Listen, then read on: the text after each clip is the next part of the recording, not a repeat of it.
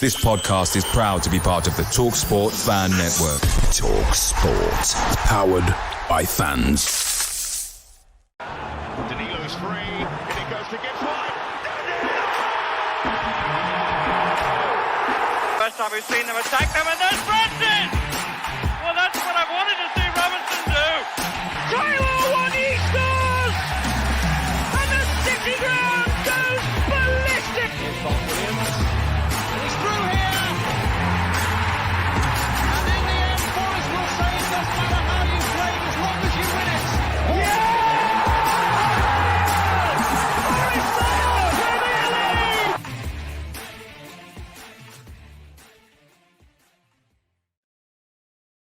Hello and welcome to the latest edition of Red Side of Trent. I'm your host Christian Brown, and I'm joined by Reece Lane at present, with an Adam Wicklow soon to be joining us. In case you're wondering why there's a random side of the screen that isn't is completely open for those who are watching on YouTube. But yes, Reece, I guess we'll start with you. How are you first and foremost? I'm good, mate. Are you? Glad to hear it. I'm all right. I think still a bit. On a personal front, I'm fine. On a footballing front, that's a different topic. It's probably the best way to look at it. But obviously, so we come to you shortly after Nottingham Forest 2-1 defeats at home to Arsenal, which on the face of it isn't, a most unexplained result in the world. I think most people, the fans, expected Arsenal to win that game. So based reversal of the game that happened at the Emirates, really. But this time around, there is obviously once again a big goalkeeping issue, which makes us feel like we're repeating ourselves, but never mind. But we will start, Reece, and this should give you enough ample time to talk before Adam comes here. The team came in, obviously Turner was in goal, which naturally was bad news from the get-go. But most surprisingly, I suppose, was the fact that he went with Neco Williams and Dominguez on each wing, which was very surprising. For me personally, and me and you both agreed in the chat before the game. We're both like, surely that leaves us with no out going forward and no pace to counter. How did you sort of see the team, and were you quite surprised at that selection in particular? Yeah, because like we discussed, Christian, it was kind of like how we're going to kind of get out. It was very much a team selection for me. What was to kind of soak up pressure for an hour, which, to be fair, actually worked. It was probably 0-0, wasn't it, after the hour mark? And, we'll come on to the goals later. But, for what we saw from Nuno in the first few games, where he was playing this 4-2-3-1, I know he has been not helped by the fact we've not had two natural wingers, but I did find it a bit odd that we was playing a centre mid on the wing, and with respect to Neco, he's a right wing back rather than a winger. I know there has been a few fans saying, we can play on the wing, but not for me personally, but that's down to personal opinion. So I was surprised. Again, I know as well, people have been on Hudson-Odoi's back a little bit. I was surprised to kind of see he'd been dropped. I'm guessing Langer just wasn't fit enough to play to start.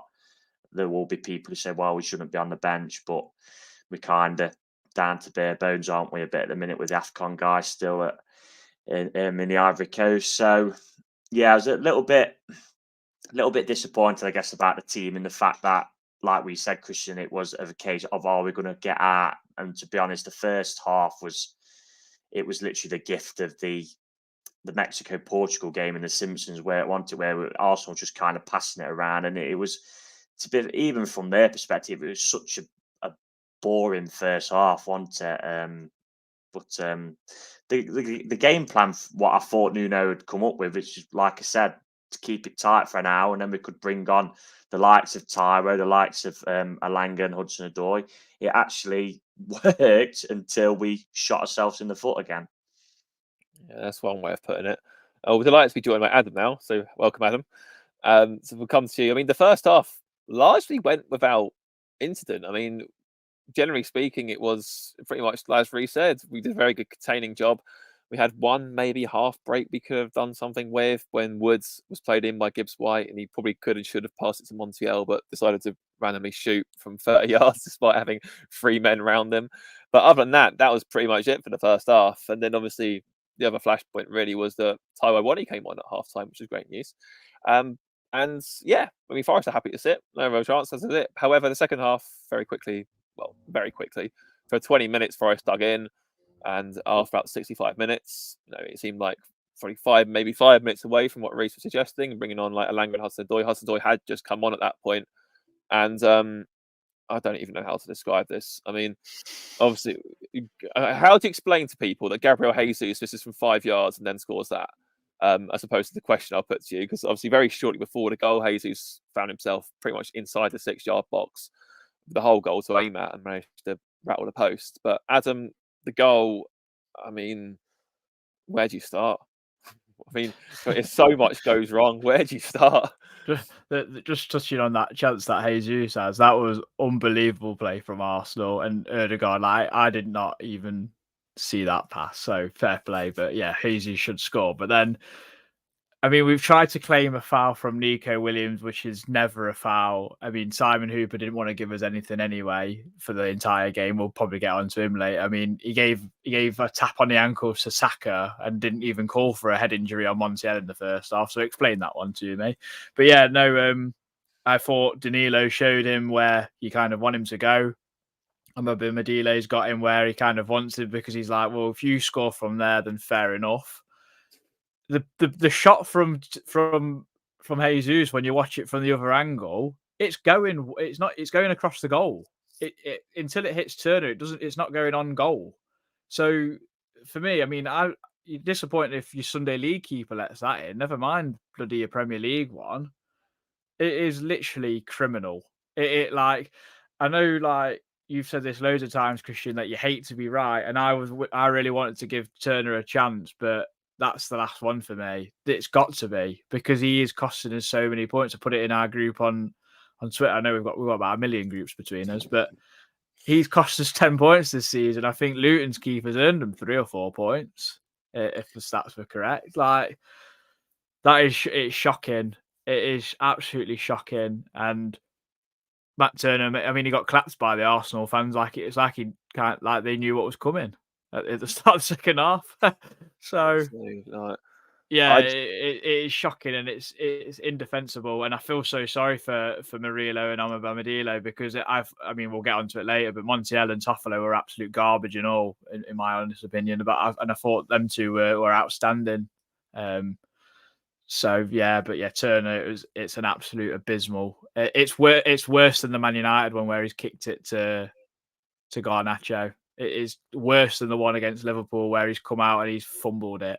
It's worse than the one against Brentford where he's like quaver wristed it in. That is, because it is shocking. Race. Yeah, I mean, I must say that he's got to try and save it, because you couldn't take that risk. I know it is hard to see with the angle. I think it might be going wide, but he's got to try and save that. That's not a problem. It's just that he's gone to save it with his left knee, anti. Nah, I'm not a goalkeeper, but if you're going to save it like that, your left knee has got to meet your right ankle, so that's your solid block as a goalkeeper. You can't leave a gap like that at your near post through your legs. That's the only place. If your foot's on the post, your right foot's on the post, that's the only place a striker can go. So if you literally make a block with your legs, Odobamidele stopped the pass into the middle, he's not going to score, Jesus. It was just, when it went in, you was just like, oh, because we was right in the game then. Arsenal had all the possession, there's no doubt about that, but we was right in the game, and you just sense that the longer we frustrated them, the more kind of chance we had in the game, because you'd probably think, right, these guys are going to push here. They'll leave gaps at the back, what we could exploit with Alanga and Hudson-Odoi coming on. Like I said, that's what I think Nuno's plan was.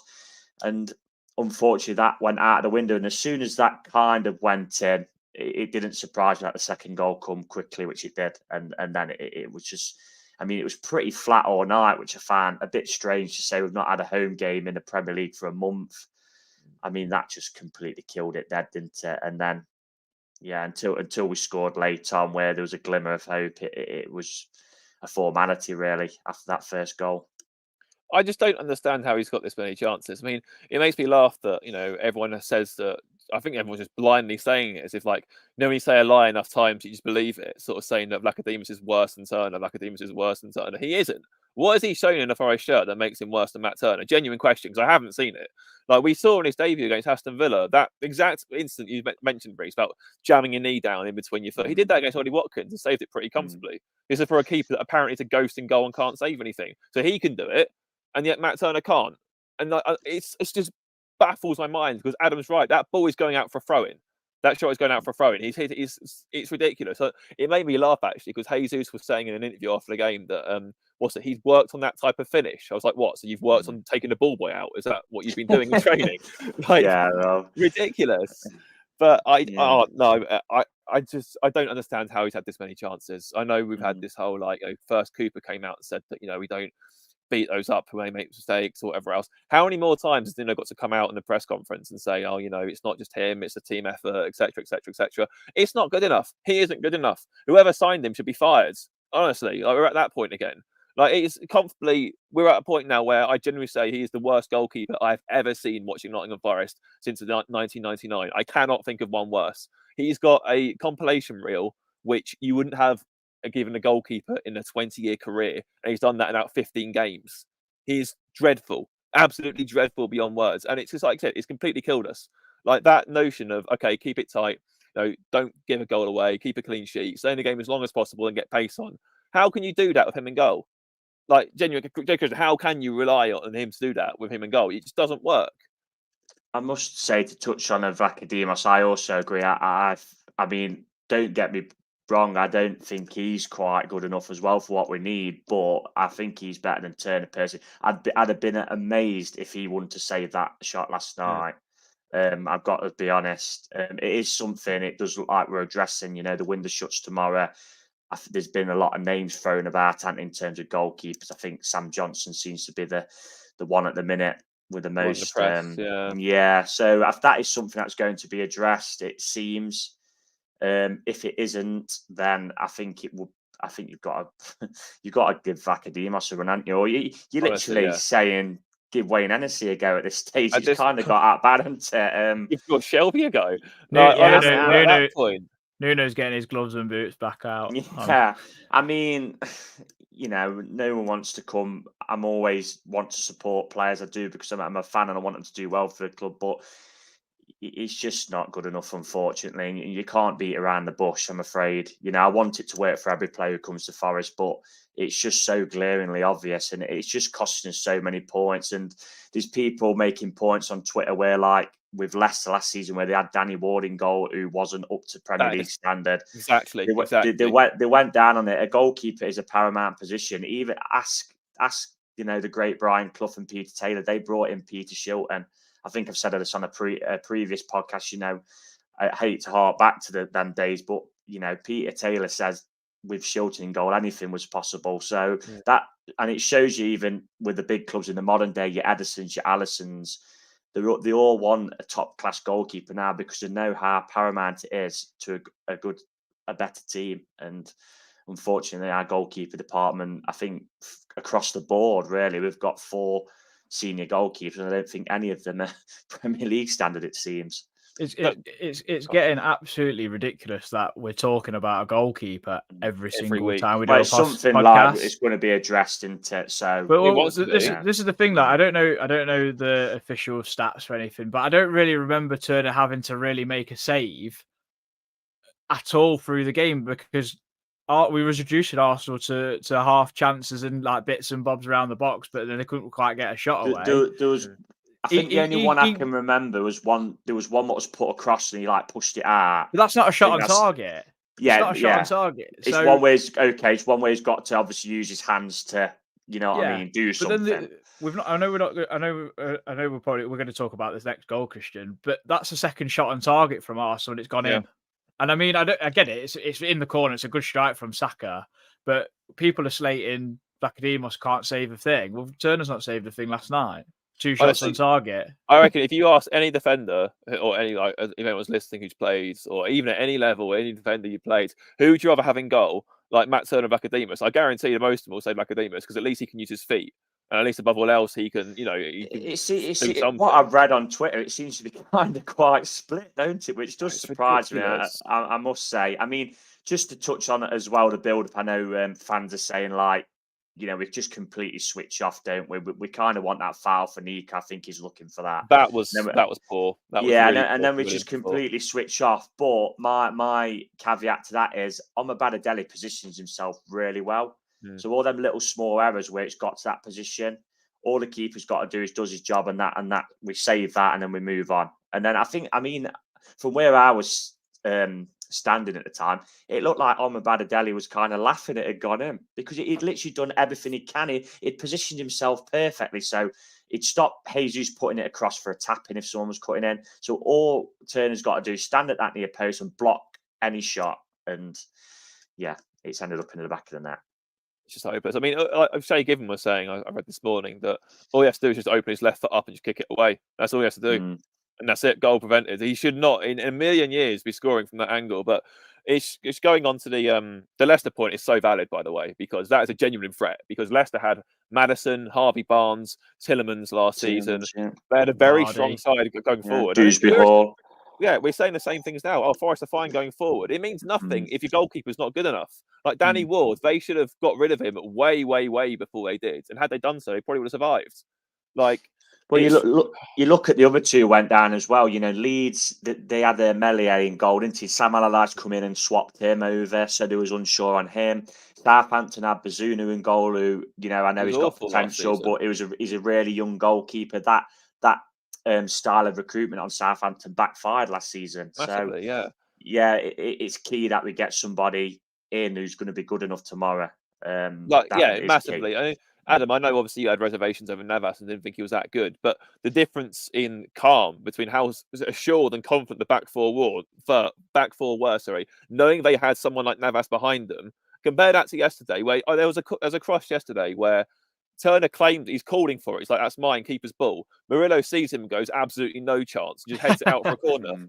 Like, if that's happening, they can't trust him. Yeah, he did come out for quite a few balls and catch him last night, Turner. I know what the one you meant when Murillo headed it out, because I literally said to you, Adam, didn't I? I was like, has the goalkeeper called for that? I said, that's the keeper's ball. He called for it. Yeah, he's gone keeper's ball. He's gone, no, I don't trust you.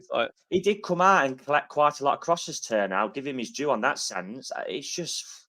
He just seems to do one thing well, and then it's an absolute disaster the next. I mean, it's my pet peeve that I was saying to you last night, Reece.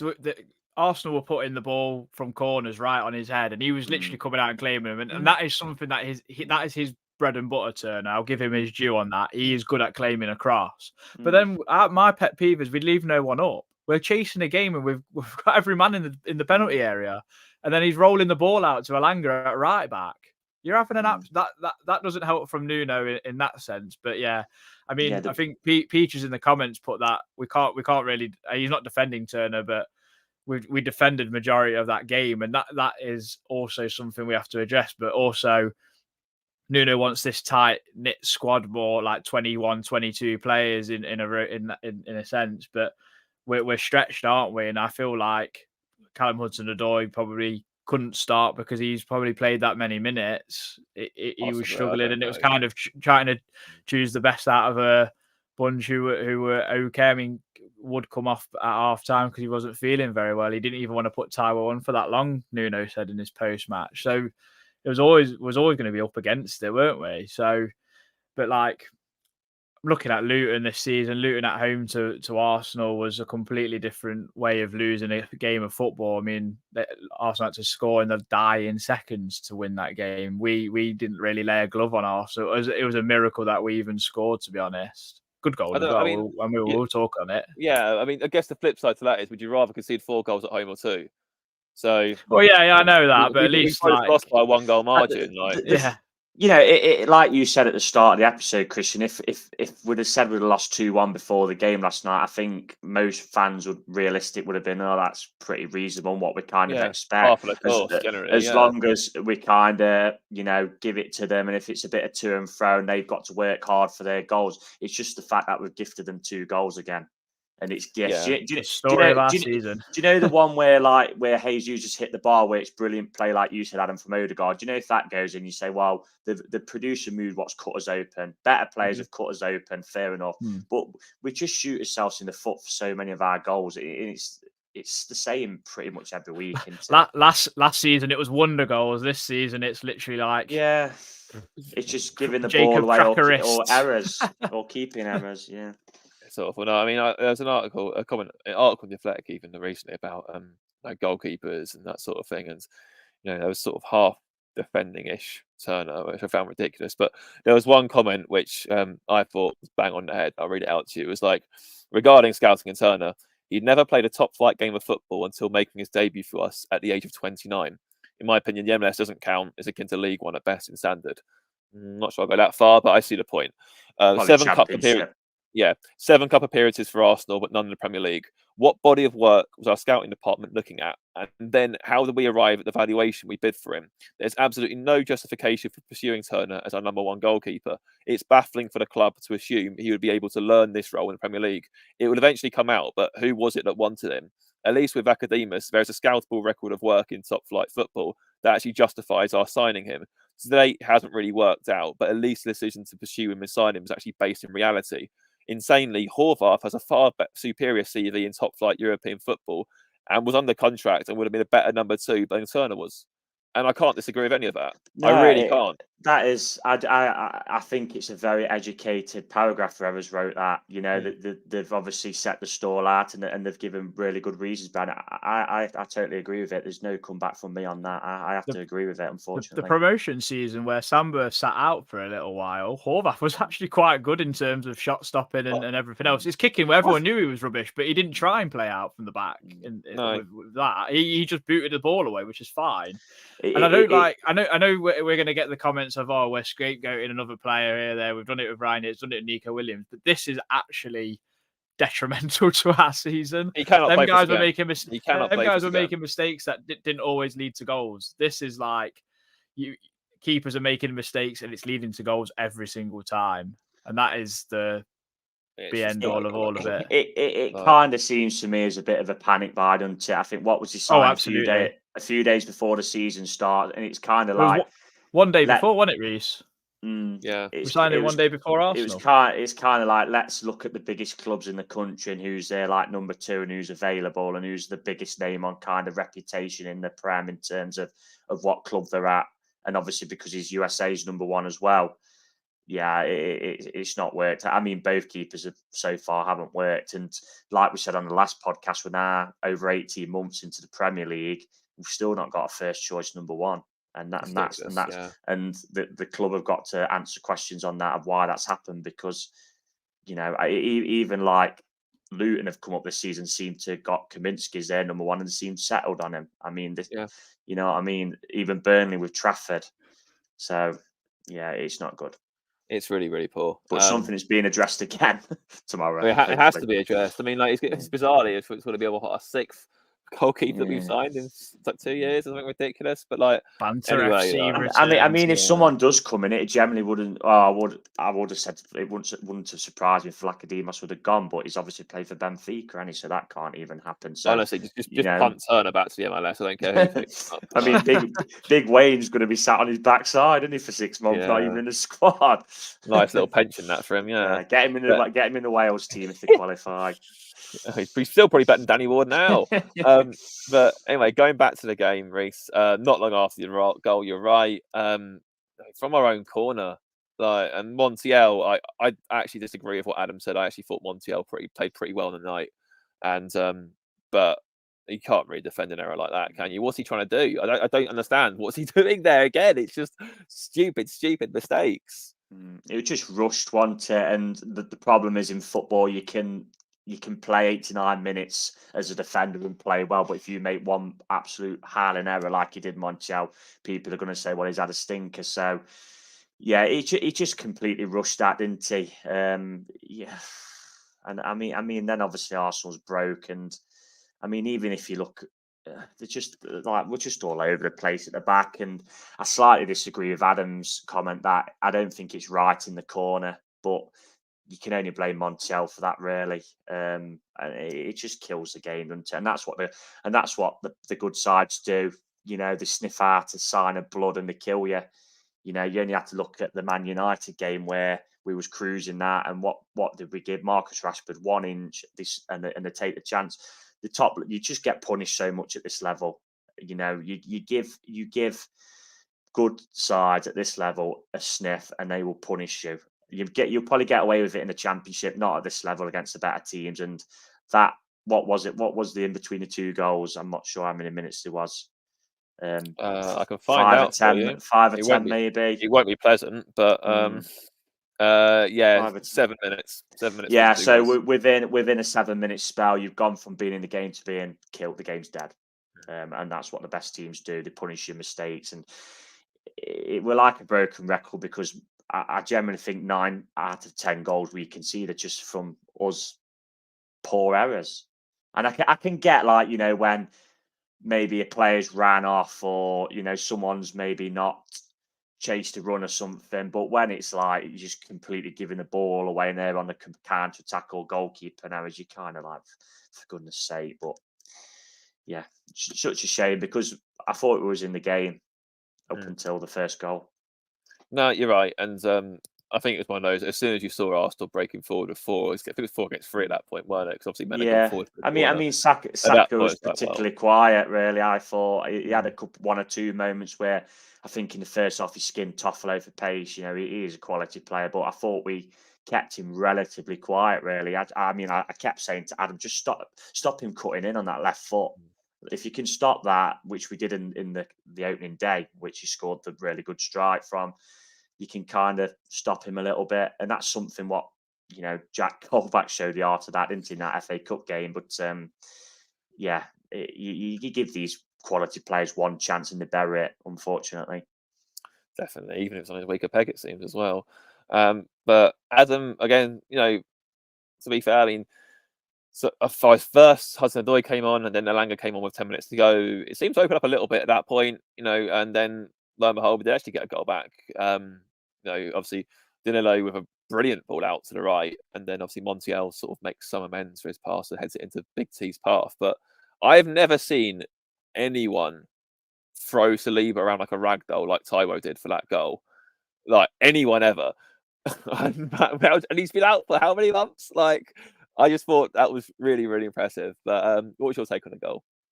Yeah, well, I initially thought, like, why is Danilo pinged a ball that far? And then, like, I just seen Montiel I didn't think I had the legs to beat Zinchenko. Montiel can only head it back across. But yeah, Taiwo Awoniyi seems to not play on the weaker centre half. Like, he didn't go near Gabriel, just Saliba every time.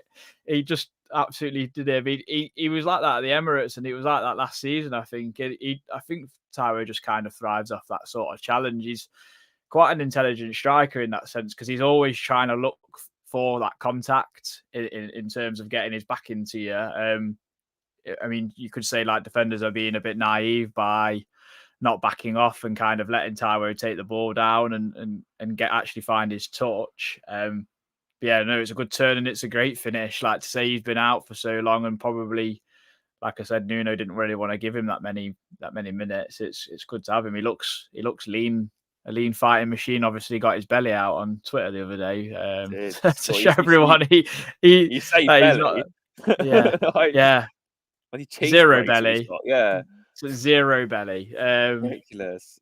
But yeah, no, great finish. Great to have him back. He's going to be an absolute key to us somehow surviving this season. That's what it is. It is a relegation battle. I'm not going to beat around the bush about it. We are in the dogfight, and obviously the elephant in the room of those point deduction hanging off. It's going to be interesting to see what happens with Everton's original charges, because obviously their hearing started today, I believe. So that will be interesting to see. But Taiwo is going to be massive. But it's good that Chris Wood is also chipping in with goals this season. Last season we was heavily reliant on Brennan Johnson and Taiwo, but I mean, you got Elanga chipping in as well. Hopefully him coming back as well, which is a positive as well. Hudson-Odoi getting lots of game time, and then Niakate will be back hopefully for Sunday, and then Ivory Coast might, I don't know, they might get all the way to the final without winning like a proper game of football, will it? I think it seems like it's going to happen. I think looking at the tournament map, it looks like Nigeria, Ivory Coast, isn't it? But I guess the positive is Ivory Coast have been pretty dreadful in that tournament. But So Thing they is, I might mean, if they're going to go out, if it has to be the quarter-final stage for either side, because even they get to semis, they're still a third-place game. So if basically we're saying we're not coming back until even after the West Ham game, really, for some of them, because obviously if whoever wins that trophy, like they're not going to send their players back. They're going to have a whole week of partying back home, especially and then if it's after. Ivory Coast, because it's obviously in their country. So Exactly, yeah. So we might not get Sangare back to the end of Feb. Good God. But great to see Taiwo back. He's going to be so key. I mean, we have to kind of wrap him in bubble wrap a bit more, because it's been 2 seasons on the trot. We've lost him for too much time. In all honesty, he's too vital for us. It was the main reason we stayed up last year, in my opinion. I know a lot point towards Brennan Johnson, and I'm not going to do down his contribution because it was vast over the season. But Taiwo's goals at the end of that season pretty much kept us up, because he had that purple patch into where he was banging form. Was it 5 or 6 games in a row? I think he scored. 4, I think he scored in 6 out of 4 games. Yeah, 2 against Saints, 2 against Chelsea, the Arsenal winner. Yeah, Palace on the last day, which obviously, thankfully, was a dead rubber, but still, yeah. But obviously, there was a sort of half grandstandy finish. He had another little half flicker of a chance, Taiwo, at the end, but it wasn't really. It was. I guess if you get more of a quarter chance than a half chance, there wasn't really a lot you could do with it. You could sort of prod it towards goal, but that's all she wrote, unfortunately. And the result leaves us, in a pretty precarious position now. Obviously, Everton, I think, 2 points behind us. Luton, 1 point behind us now, I think. So with a game in hand as well. So unfortunately, it's not all sunshine and rainbows. But we will anyway move on, and we'll move on to your slept on it thoughts. Red side of the Trent. Slept on it thoughts.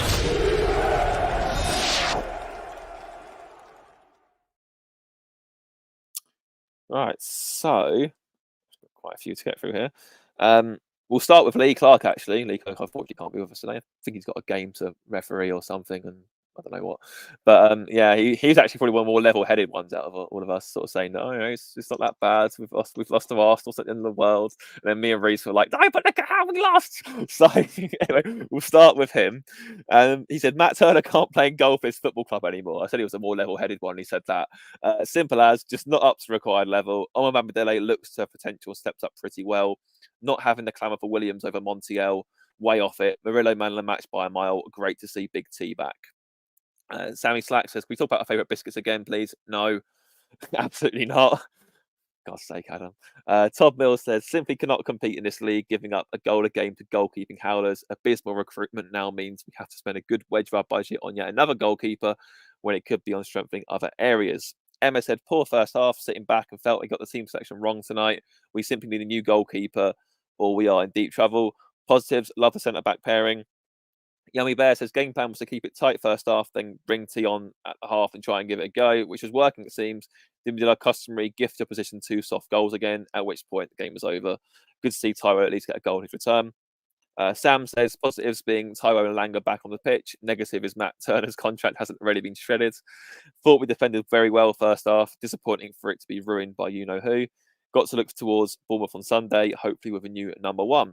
Tom Newton, who is also popping up in the comments, so hello, Tom, says, Turner will relegate us. Whoever signed this deal off has blood in their hands. It's eye-watering he got given a 4-year deal. I can't see us ever recouping 10%. That's £7 million spent.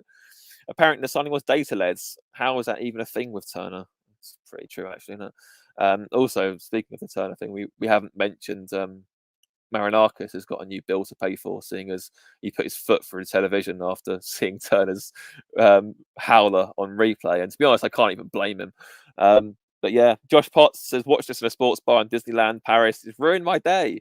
In all seriousness, though, we were really poor. Only positives were Murillo and Taiwo being back on the pitch. Well, yeah. Well, enjoy Mickey Mouse. Hopefully I can cheer you up a little bit. Premier Elliott says, Arsenal outplayed and outclassed us, and I never want to see a performance like that again from Forest. Also, can I thank you all on Red Side Trent for being there for me Sunday in difficult circumstances, just to health reasons. It's much appreciated. That's no worries at all, Elliot. We're always here if you need. And yeah, I'm sure we all share that opinion, of course. Top bloke. I was in the top 1. Says we can reflect on players out injured and away at AFCON, but if we don't have a new goalkeeper on Friday morning, we are down. Lewis Morris simply puts, sign a keeper. A different Sam says, don't need sleep in it to say it's entirely predictable that the keeper would cost us. Might as well start 1 goal down. Beating his near post with his legs a yard apart. Can't kick, can't set a wall, can't position correctly. The defence doesn't trust him. He's cost us yet again. And last but not least was Keith Hancock, who says, well, Kel Sapri, here we are again, conceding a goal to a goalkeeping error and a defensive error. You can almost colour me well and truly shocked. I'm almost at the stage where I'm running out of energy to be slightly narked about it. They can all go away, with a few stars by it. So I can kind of respect Keith for doing his very best to keep his language in check, as we have to do on this podcast now that we're a family-friendly YouTube show. So thank you all of those for getting in touch with us. Much appreciated. Obviously can't read them all out, but very much appreciated all the same. And time for some player performances. So Reese, I'll start with you, and I'm going to give you Montiel, because very clearly there's a very difference of opinion between me and you and Adam this one. So I'll give him to you as an intermediary peacemaker. So I've got to sit on the fence, have I? Well, if you want. I think I said this in the last pod into that I see Montiel as I know you said Christian's played in 4 quite a lot of his career, but just looking at his profile, to me, he's just a wing back. So when he is in a 4, as we are playing at the minute, he does concern me defensively, because he does have a tendency to dive in too much, which I'm not a fan of, because you go to ground this league and someone skins you, you know, you're not going to get up there away. And he did that a couple of times last night, to be honest. I mean, going forward, I think he's pretty good. You know, he got an assist. Was it assist last night? He said he set up the one against United. Wasn't it was it for Dominguez, I believe? Yeah, you're in a link up. Yeah, and again in the FA Cup against Blackpool. Yeah, too, so going forward, he does overlap, and there is times when you watch him overlap, as Ben White did superbly for Arsenal last night, I must say. You watch him overlap, and you think, giving the ball. Example, Chris Wood last night overlapped perfectly, has to pass it, but it's just so attacking. I think he's pretty good. It's just defensively he can be a bit rash. He's always good for the booking markets if you like a bet on the cards, but obviously you can't get away, unfortunately, from the error, can you? I thought he was okay probably before that. He does some things good, some things bad, but you know, the error, unfortunately, is what sticks out like a sore thumb, don't it? And unfortunately, that's, you know, piled onto Turner's error, really. And it's just completely killed the game, as I said earlier, in that 7-minute spell. We just imploded, haven't we, as we have done so many times since we've come up to this level. And the game's drifted away from us within a 7-minute spell. I mean, going forward, if we was to stay at this level, you know, would I sign him permanently? I'd say the jury's still out for me on that. I'm not too sure. I think if Nuno was to stick with a 4 going forward, I'd personally probably pass on it, because I'm not too sure of him in a 4. But if he was to play a 5, I think going forward he's pretty good. Yeah, unfortunately, like I say, that error will be what sticks out last night, unfortunately, for him. It's a very much a mixed bag. I mean, he got 11 clearances last night, which obviously one of which would have been for their goal, sadly. But no, he won. What's it? So he this is what I noticed most. It seemed every corner, it's like he just grew 2 feet and just headed away. Like, it was ridiculous. Yeah. So he contested 6 aerial duels and won 5 of them, which, you know, for somebody who's quite a small guy, is pretty good going. And obviously, what I actually quite liked about the corner situation was that it was very clear someone's gone to them. All right, what happened at Brentford can't happen again. You go near post instead. And it seemed to work, to be fair. Like, the whole media was praising Arsenal for their set pieces and that stuff after the Palace game. And Montiel seemed to just thwart them every single time. Well, I mean, Adam said to me in the ground that Arsenal were the best team in the league for set pieces, and it didn't really cause us any problems at all from them, you'd have to say. I mean, there was a clear, as they did to Palace, there was a clear overload on the back post, and probably to put pressure on that back stick in the goalkeeper, and I don't think they caused us any problems. I don't think really they caused us. I mean, they passed it round really good. I mean, and Martin Odegaard's a lovely footballer to watch as a neutral, but I wouldn't say they caused us loads and loads of problems. The only glaring opportunity really was the Jesus one where he hit the bar. It's just that worse, isn't it? That's what makes it frustrating from our perspective. Is you kind of go into last night's game thinking, well, the likelihood is we'll probably get beat, and the 2-1 scoreline. You think, well, it's not the end of the world, but it's just the frustration is we're just chucking games in ourselves defensively, which is obviously what gets people's backs up, unfortunately. Massively, yeah. Adam, I'm going to move on to someone I think we all thought was man of the match, and we also had the joint amount of clearances with Montiel actually on the pitch, and that's Murillo. Murillo, I thought, was beyond outstanding yesterday. I thought he looked like the real deal, to put it mildly. Yeah, he squashed them. The naysayers of saying that he can't really defend and he's costing us goals. He was unbelievable, really. Him and Amababadele, I have to give Andy O a mention as well in that partnership. 2 21-year-olds. I mean, an Irishman and a Brazilian, you'd think it's some start of some sort of sick joke, wouldn't you? If you mentioned that. I thought they were both superb, but Murillo was top class. I thought to come up against a tricky playing in Jesus and kind of pretty much deal with him most of the time, if not all of the time. I thought he was superb.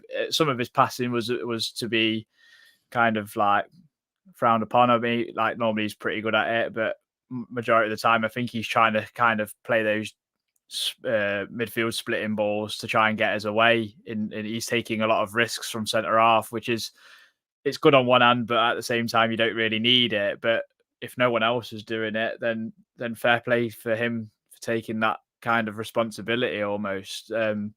We're really lucky to have him. If we stay up and we have him for another season, it'll be brilliant to watch him keep growing, because he seems to be just getting better and better and better. It's just a shame that the person behind him can't help him either. It's going to be. I think Nuno's going to have a good kind of headache to have. Obviously, Niakate being back available on Sunday, you'd like to think, unless he gets extended period of time of rest, because him and Amabamidele seem to be kind of going along nicely in one way.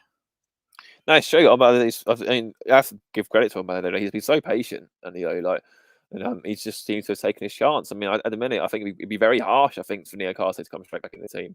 I think we're at that point, which is testament to how well he's done. But Murillo, I mean, much like how Birmingham retired 22 for Bellingham, are we going to retire number 40 for him? Because he's just been so good. And I don't know how long we're going to keep him for. He's just, I mean, thankfully he can't go this window because he's already played for 2 clubs this season. So, but I'm not sure if you guys saw, but someone tweeted last night a stats account saying that was the second most highest in the whole Premier League defensive actions from a player last night, Murillo. And then there was on about 22. him. Yeah, it was on about him being called up to Brazil, which is something I never think I thought I'd hear. Forest having the Brazilian international centre back, but yeah, to Thiago Silva, he's on the trend side. Yeah. What about that? Race, I'm going to give you. So I had a choice here. I could have given you someone nice, or I could have gone down the traditional red side of the Trent route and given you someone awkward. But I'm going to be nice. So I'm going to give you Big T. What did you think? Big T. Brilliant to see him back. I mean, yeah, obviously enjoyed the social media of saying he's put on a bit of timber. I mean, I remember having a photo years ago at 150th dinner, what Fawaz had organised badly with Britta Sombalonga, when he used to say he had a bit of timber on. I remember putting my arm around him and he was he was like an absolute boulder of a man. He was solid. So, but I think Big T's in that same... he's a big muscly guy, into Big T. It was great. It was great to see him back. As Adam said, I think the plan probably was maybe to give him 30 minutes, 20 minutes, but obviously Chris Wood went off ill. And to be honest, I thought he held it up pretty well. I thought he gave Saliba a pretty rough time. He certainly never makes it easy for any defenders. I know that he is. I'm not going to lie. Like even the goal, it kind of bobbled off his foot, didn't he? I mean, he took the finish really well, but it like bounced stuff off his shin and fell quite nicely. He then did something brilliant with a finish. But yeah, it's great to have him back. He's a massive player for us. I mean, in previous pods, I said he was his most important player under Steve. Obviously, under Nuno, I'm not sure if that's going to be the case or not, but we'll see. But yeah, his goals, hopefully, and staying fit is going to be vital for us staying up again. I think you always, with Tyro, there might be times when he's not going to score, but I think he'll always give the centre halves a tough time, and I think that's all you can. That is the minimum like you can kind of ask for from a striker. Just make it difficult for them centre halves. Make them make a mistake. Bring others into play. Your wingers. So yeah, I was delighted to see him back, and hopefully he can stay fit till the end of the season. I just wanted to add he scored 5 and 11 this season so far. So if he can get that for the rest of the season, a goal in every other game, another 8 goals, I think nearly 1 in 2.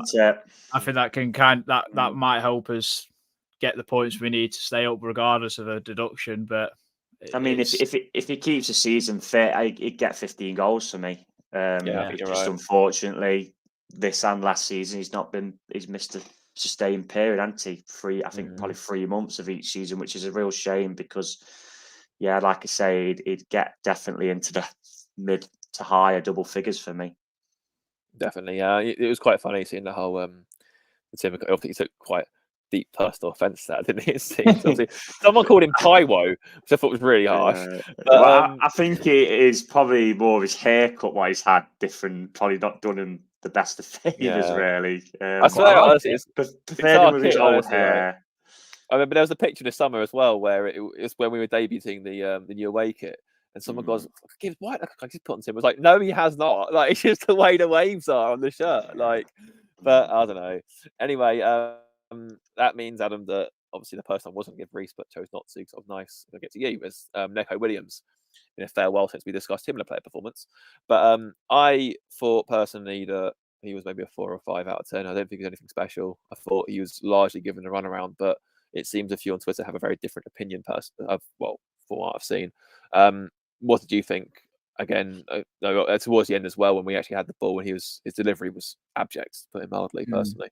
But yeah, I think it was a square peg in a round hole, wasn't it? Really, essentially, with Neco doing a job right midfield. I think part of the thinking was to help with Martinelli, and then any overload with Ødegaard, because Ødegaard was pretty good at doing that. Him and Smith Rowe were really good at then overloading whichever side the ball was on, and it was clever from Arsenal and Arteta. I do have to give him that. I think he struggled. He looked a bit. He just looked knackered. Like he couldn't get forward. If Montiel's getting further forward than he is, then that's a bit of a strange one to say. He's meant to be more advanced there. But yeah, nothing special. Nothing terrible. But nothing. Yeah, like not like we'd seen him before, where he started to get really to grips with things just before Cooper got the boot, and even against Bournemouth when I thought he was really good a couple of weeks, like maybe a month or so ago at Christmas time. It's a strange one with him. It's a strange one with all fullbacks apart from maybe Aina, to be honest. Weirdly enough. I think that goes down as well to the standard of opposition last night.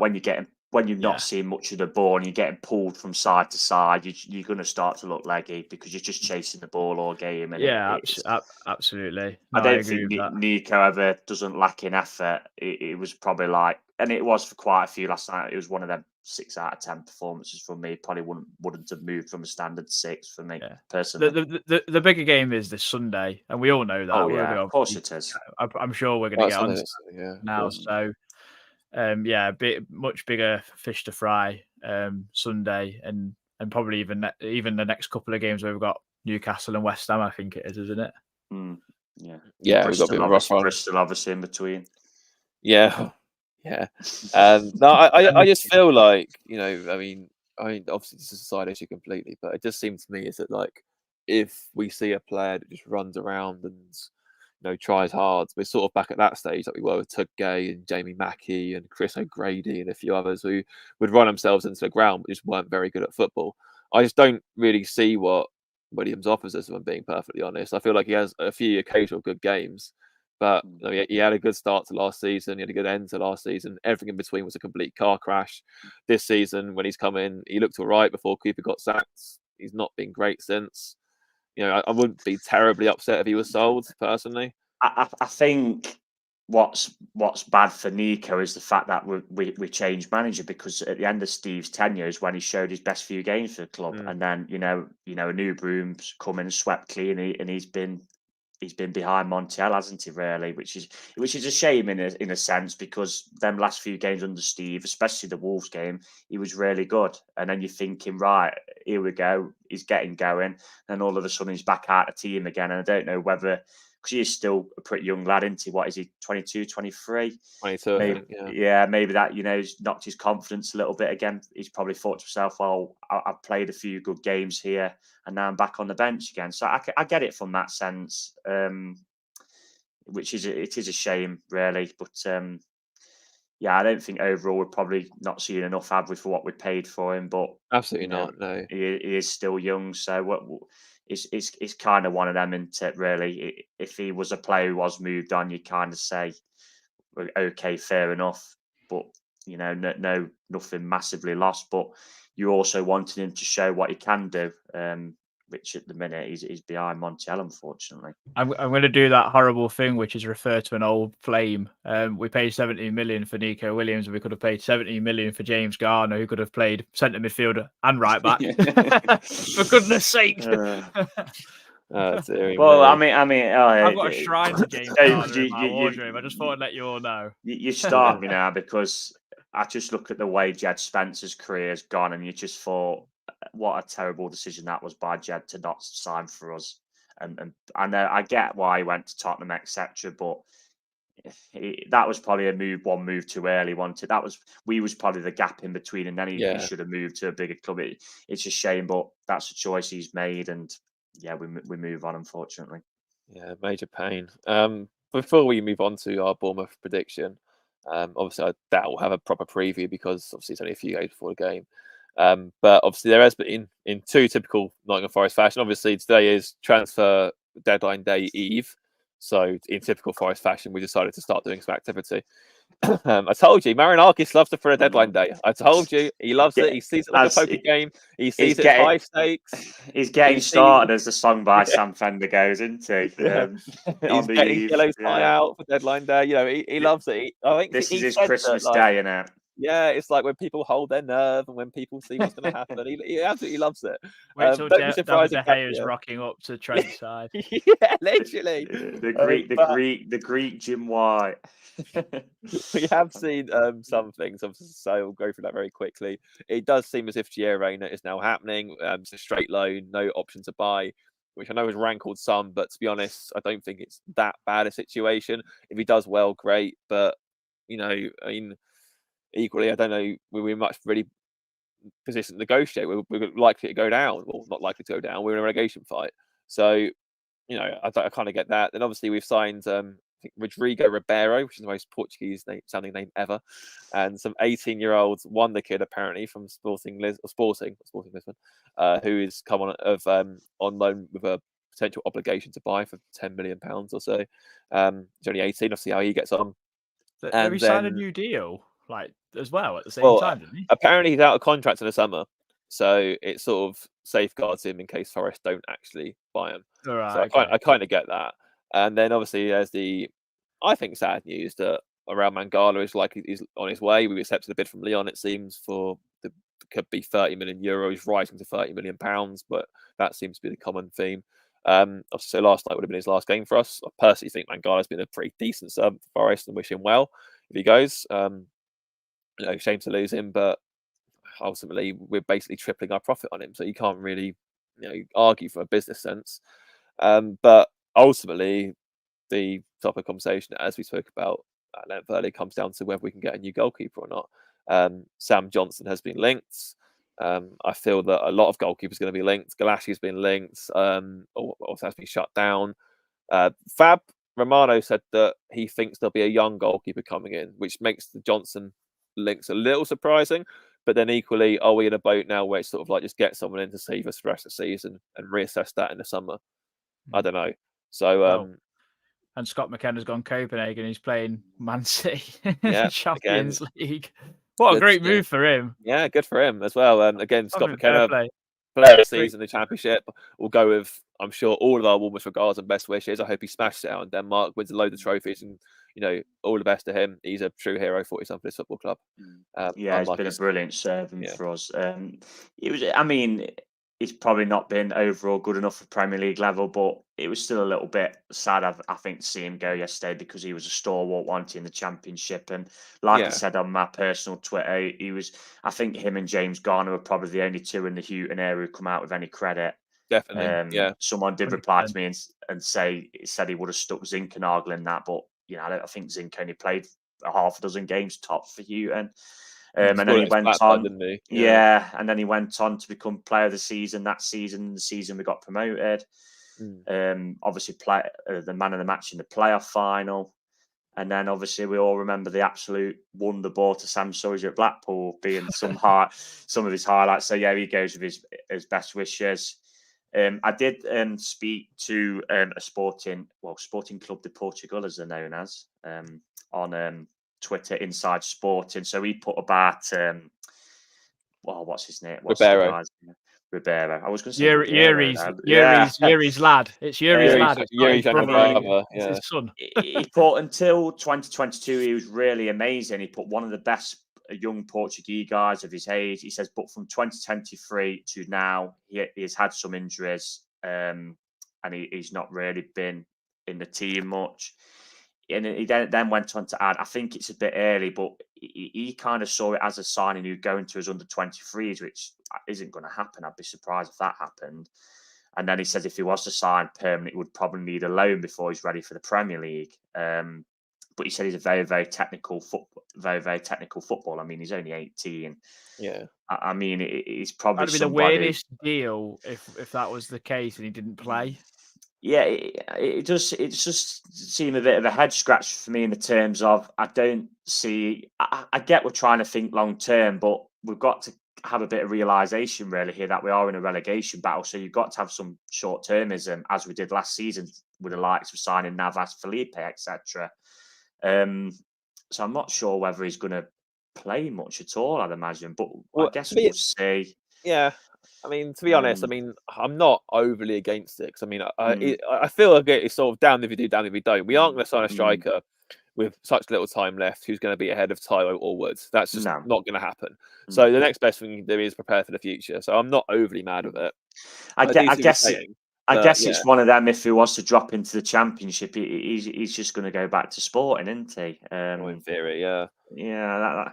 So I'm not too sure, but we'll see. I mean, Reina, I mean, again, we're thinking short term because we obviously got this FFP charge. I know that's on for last season, but we're not going to then go out and blitz a load of money, aren't we? That's not going to look good to the Premier League at all when we're trying to fight this potential points deduction.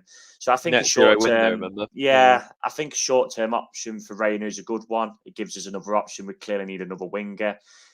In an ideal world, I would like an option to buy, but if that's the only deal what could be done to get him in and give us that option, then we'll take it and move.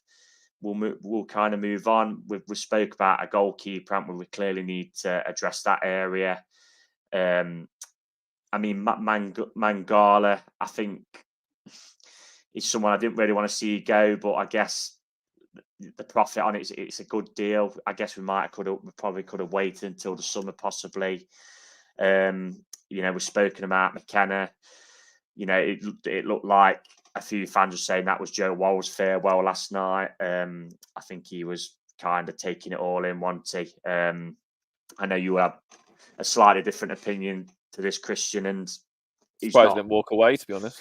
And he's not been, I wouldn't say he's been like one of my favourite players, but I think overall he's been a decent servant for Forest. I think I said this about a month to you ago, Adam. I kind of thought it was the end of the road. It does look like case.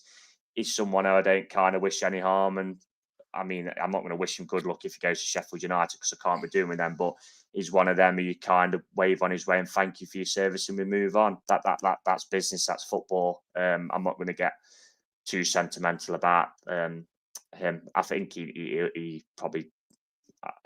We said this, didn't we? I said this to you, Adam. It just seemed like the end of the road. I think after that, the incident apparently with Cooper, etc., it just seemed like a break was needed. Like the relationship was become kind of untenable. I mean, he's not played at all, has he? Apart from the Blackpool home game for Nuno. He played a little bit at Newcastle, didn't he? It's so unfortunate as well because he obviously was vice captain in the promotion season and was pretty much captain Well, he's whilst captain Gabby in the was final, injured. wasn't he? Yeah. Yeah, so like it's such a shame he put a dampener on his eventual departure, because like Scott McKenna, we're all going, well, he didn't really kick up a fuss and got on with it to not play it, and we're going, oh, good luck, Scott, like farewell.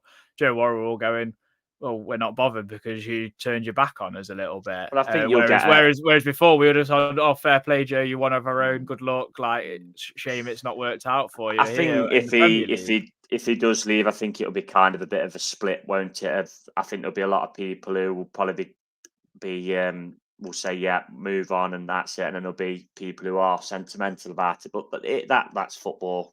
There's that's nothing to be sentimental about for me. Like, let's have it right. What he did was worse than what Jono Shelby did, and we all castigated him and chased him out the club. Let's have it right. It's no different because he's come through the academy. There will not be a single tear shed. He'll be the classic sort of like, you know, when a bad manager gets sacked and the club literally just say, we've parted company, and it's like, it'll be like The Simpsons. I don't recall saying good luck. Like that is honestly the way I see it before. I could not care. I could not care less. Like he's turned his back on his players. He's turned his back on the club. Good for him. Go enjoy Leeds. Go enjoy. The championship's yearning for you at Ashton Gate or something like that. Get out the club. This is what I mean about the difference of opinion. You can't walk out on your club on the day of a game because you've had a Mars, because you've rightfully been dropped for costing the club through 2 points the week before. I'm sorry, grow up. No tears shed for me whatsoever. I do agree with you but them things do happen. It's just ever since then it's kind of been no way back, hasn't it, for him? I mean, what is it? Good. Is that the only start? Is that Blackpool? Look at the Blackpool home game. Look how much he was constantly arguing with Montiel, and it was like, why would they have any respect for him after what he did? You can't keep, even on whatever basis you want, you cannot keep someone in the dressing room who the other players simply cannot stand, and it's very clear they don't. They would be happy on the pitch otherwise.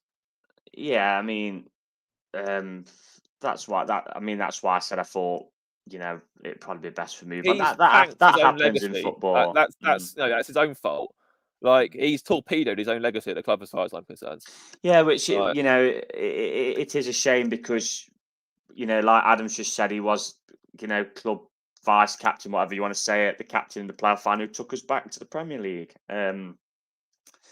And you know, so for them type of memories, I'll look fondly. He was part of that team. It's just kind of a shame. It's become it seems a bit of a dirty break, but that happens in life, and you know, everyone moves on, unfortunately, quickly. Yeah. Well, anyway, we'll move on finally to the Bournemouth prediction. And Bournemouth have been obviously pretty good in the Prem. They're on 25 points at the minute. I know they're playing West Ham tomorrow night, bizarrely. Which I suppose is probably a good thing for us. We get a couple of days extra rest before we trek down to the south coast, assuming the wind doesn't blow their stadium away like last time or the time before. And yeah, I mean, they've had a bit of a strange run. So they won 4 games in a row, including Nuno's first game at City Grounds. And then they conceded 7 goals in 2 games with 2 bad defeats, granted against Spurs and Liverpool. But the Liverpool games at home, to hold 4 at home is pretty bad.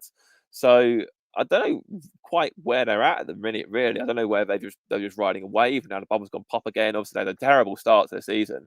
So it's a bit of an unpredictable one, really. I mean, they're only on, 25 points? Not that far ahead of us, really. And that's something we didn't really see coming. So, Reece, we'll start with you. What do you think is likely to happen? And I mean, they never should have won that game at ours. I mean, I'm not going back over the referee, but to be honest, I think in this run they've beaten the teams they would probably expect to beat, which has been our problem, really. You know, they beat us.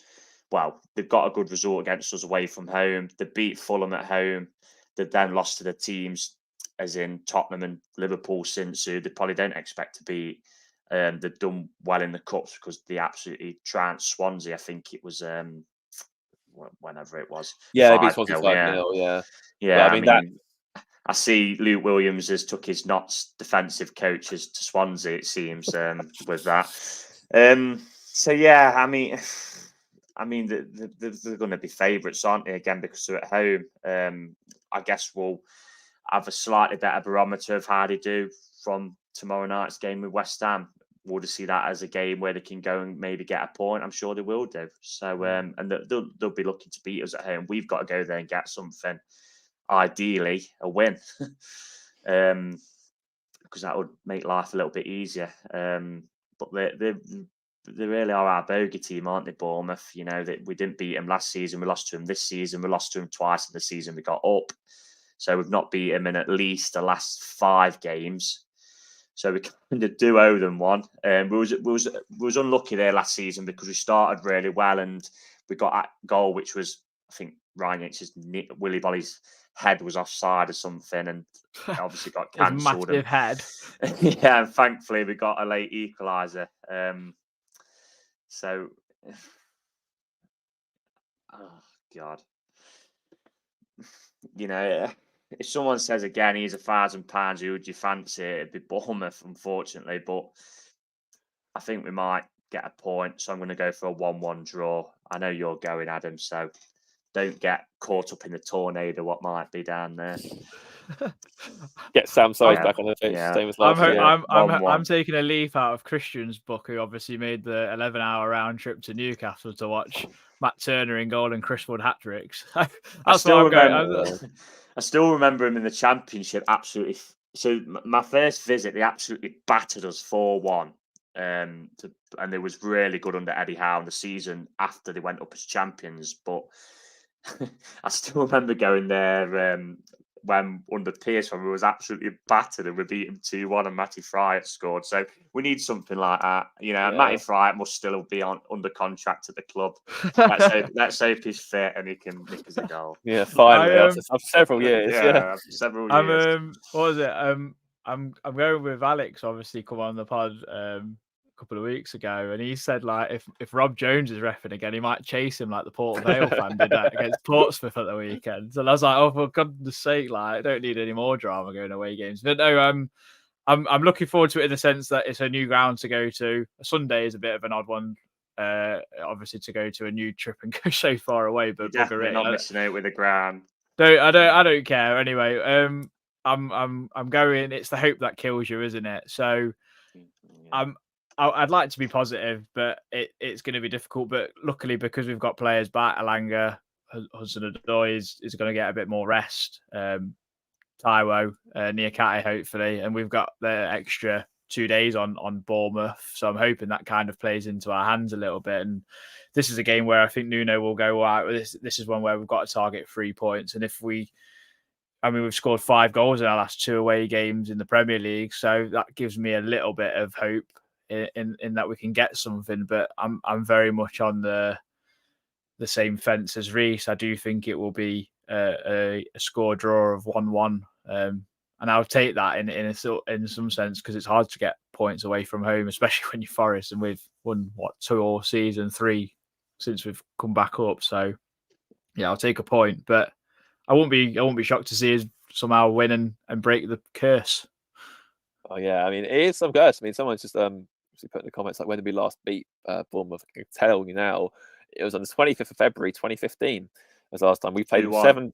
Yeah, we played them 7. Yeah, we played them 7 times since and not beat them. Obviously, including going 2-0 up against them last season and imploding. Ironically, we did the double that season. Masterclass that night. Yeah, we did double over that season. That was the season with the Fryatt goal. Obviously, Pierce was manager down at the Vitality, or Dean Court as it used to be called, and masterclass at home. Just looking at the teams now, so obviously Bournemouth won 2-1. Callum Wilson scored for Bournemouth. I wonder what happened to him. And Sombolonga scored for us, and then Matty Fryatt. But in Bournemouth's team was Lee Camp, a certain Steve Cook, Junior Stanislas, Matt Ritchie, Callum Wilson, Jan Kermorgant, Leicester City legend, as we all know. Dan Gosling, who refused to come to us. Ian Hart on the bench as well. Goodness me. And he's not sound to Dan Gosling. Yeah. And that Toko Rante go, oh yeah, it's 9 years now. Goodness me. I just realised 2015. Yeah, it's 2024 now. I thought it was like 2012. God, no. Yeah, time flies. I think that I'm going to be bold. I reckon we're going to win. I think, I don't know why I think we're going to win. I just think we're going to win. Blind optimism. Well, a lot depends on tomorrow. If we don't get a goalkeeper, then I'll revise my prediction, and it'll be a very painful defeat, and Adam will be blown away in some wind somewhere and swimming back home.